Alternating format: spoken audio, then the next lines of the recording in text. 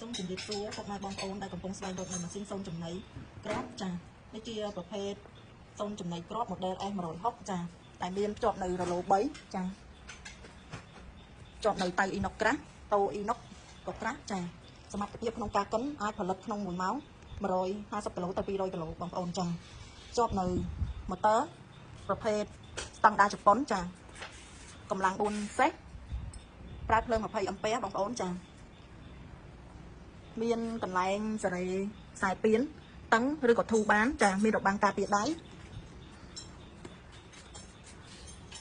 បើបងប្អូនចង់បានប្រភេទសូនចំណីដែលមានគុណភាពល្អលេខ1សូមបងប្អូនសម្គាល់ទៅលើម៉ាក KSV ជាសម្គាល់ឬក៏បងប្អូនអាចស្វែងរកទៅតាមបណ្ដាខេត្តដែលមាន logo KSV ជាសម្គាល់ចាបងប្អូនមួយឈុតនេះគឺពិសេសតែម្ដងបើបងប្អូនចាប់អារម្មណ៍អាចតំណាក់តំណងមកខាងយើងខ្ញុំបានឬក៏តាមដេប៉ូបណ្ដាខេត្តនានាដែលមាន logo KSV ជាសម្គាល់ចាសូមអរគុណ